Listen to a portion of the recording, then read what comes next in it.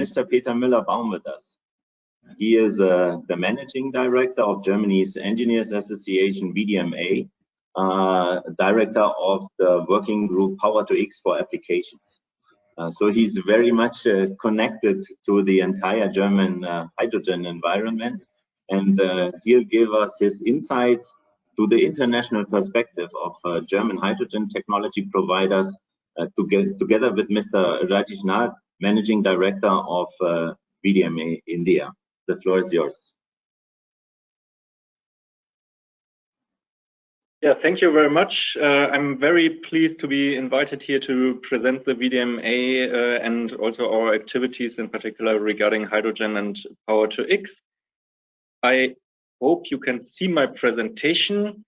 We start with a very short introduction of VDMA India, then I give you an overview on the Power to X platform of VDMA, and at the end, and I hope that will be the main focus of the presentation, a short impression from our end regarding the options for hydrogen, for green hydrogen in particular, also with regard to the Indian industry. So first of all, I hand over to my colleague from VDMA India in order to show how the VDMA is based in India as well. Mr. Nath, the floor is yours. Thank you, Mr. Müller-Baum, and good afternoon to all the participants from Germany as well as in India. Hearty welcome to you on behalf of the German Engineering Federation, VDMA.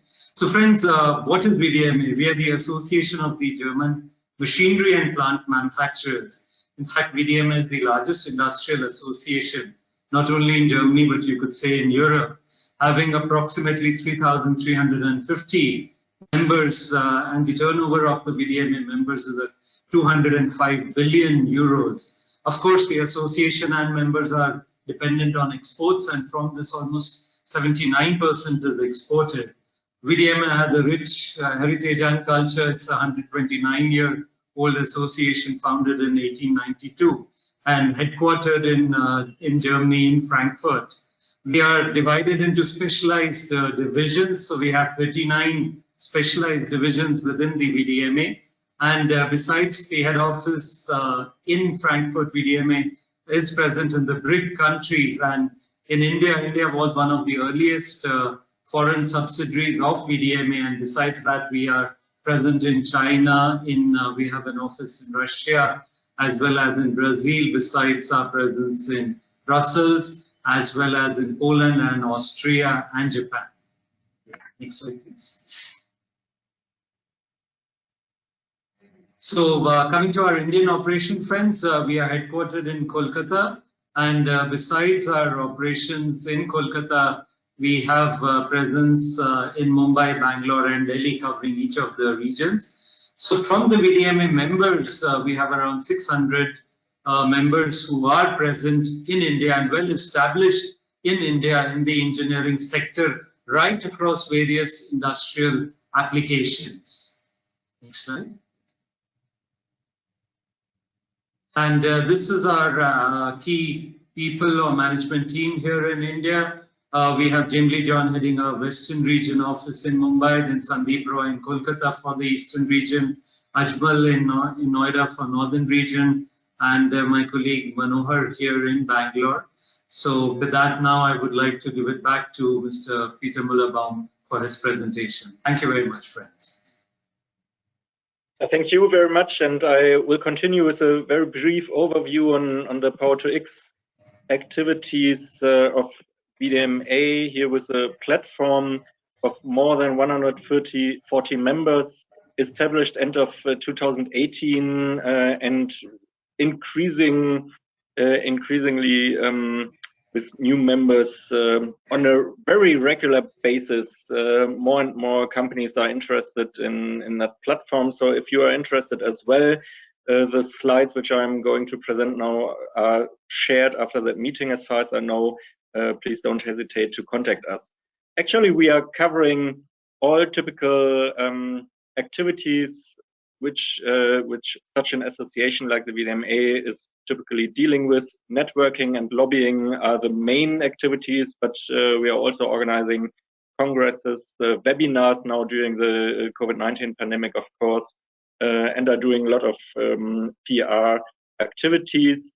Networking means in that regard that we are covering the entire value chain from the production of green power. Then the main focus of our activities are, of course, the change, the 2X, the process engineering, but we have also a lot of members who are interested in hydrogen or hydrocarbons or other kind of e-fuels in order to use that for whatever kind of process. Lobbying, as I said, is our main focus, in particular in Germany and Europe, because nowadays everybody is talking about hydrogen, but that wasn't the case already 2 or 3 years ago. And actually, regarding the hydrocarbons or other kind of derivatives made of hydrogen, it's not the case yet. There are a lot of things at the political level which could be better from our point of view. So this is, as I said, still one of our main activities. And we have another focus just created last year in order to increase the network dealing with or considering technical questions. We established a technical committee last year, and with that group, we are already part of one of the main research projects funded by the German government. In addition, and this is probably the reason why I'm invited here for that meeting, we are also dealing with a matter of international markets.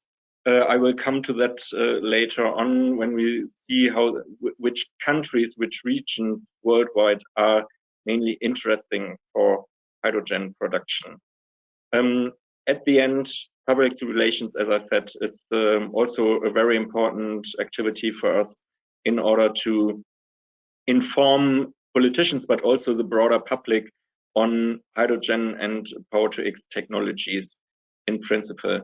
And last but not least, we are going to initiate a conference. I hope that will be a face-to-face conference already this autumn, but as you know, it's not 100% clear yet. But we think it's necessary that the community has a platform to meet each other and to discuss, in particular, technical questions around the Power-to-X technology. So that shall be as a brief overview on our association. I come now to a few technical aspects which I would like to discuss with you or share with you. The first, just show the different options we have when we are talking about Power-to-X. It's not only hydrogen, but also a lot of other materials which are created out of hydrogen, starting with green ammonia, of course, but also then the different kind of hydrocarbons, and all these technologies are covered by our members. The big question at the moment at an international level is, and this is also very important for Europe, but in particular also for Germany, where is the hydrogen to be produced in future? Because obviously in Germany and probably also in Europe, it's difficult to produce all the huge amount of hydrogen which is going to be used for a future energy system. I took that picture from a recent study which shows that a lot of countries will be able already in 2030 to produce hydrogen at a competitive level. And as you can see here, India is one of these countries which could be able to produce hydrogen for roughly $1 per kilogram of hydrogen. And that means competitive because today gray hydrogen is dealt with worldwide with a price of roughly $1.5 per kilogram. by 2050, the situation will develop further on so that more countries are in the situation to produce green hydrogen at a competitive level. But for the upcoming decade, it's very interesting that these countries are rather limited, which means also that prime movers have a very good chance to be an important part of that developing market. What I would like to show here also is a potential development of the different technologies. At the moment, as you know, the worldwide hydrogen production is almost completely gray hydrogen. That will most probably change then in the upcoming years, where we see more and more blue hydrogen, but also then green hydrogen production. And you see here in 2030 that it is possible as I said already, in some countries to produce green hydrogen with a lower price than gray and also blue hydrogen. It depends, of course, very much on the regional situation, but if you remember the picture from beforehand, India is one of the countries where big potential is seen. And what you see here at that picture as well is that there are some countries which will be typical importers of hydrogen. That includes, of course, Korea and Japan. They don't have, if they are interested in hydrogen, they don't have the capacities to produce it themselves. China, Germany, and the US, you could replace Germany here also by Europe, which is a similar situation, not completely the same, but very similar. So these three regions will produce green hydrogen also by themselves, but are probably not able to cover their complete hydrogen demand. And then you have a few countries which are examples for countries which should be able to produce green hydrogen, also to export it to other interested regions. And India is not shown here in that picture from the mentioned study, but personally, I would see India here, as I said beforehand, also as a potential candidate. Another very important question is where the hydrogen is to be used. And this is a very difficult question I can't really answer because at the moment in Europe, at least, the discussion is very controversial. From our point of view, it makes totally sense to use green hydrogen in the mobility sector, because the CO2 abatement costs here are that high that it makes sense from a market perspective to pay for hydrogen or other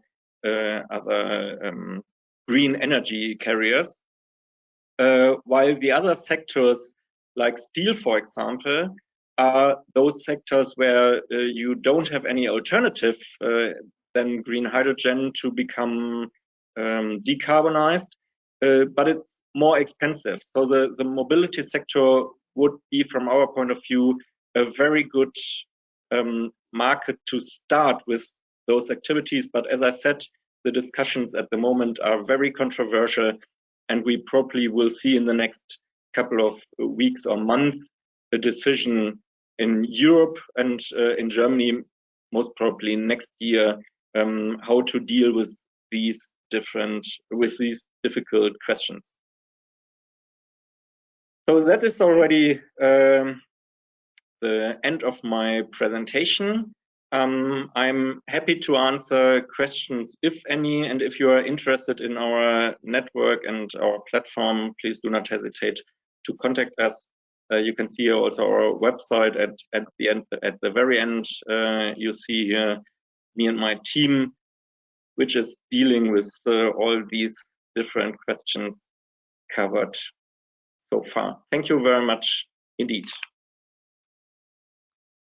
Yes, thank you very much, Mr. Nath and Mr. Müller-Baum. Impressive number of Power-to-X members. And why is it so important to network with these German companies? Mr. Halusa has mentioned it. The German federal government is coming up with a funding guideline, and Indian projects are eligible for funding of up to 15 million euros if a German investor is on board. And this brings us to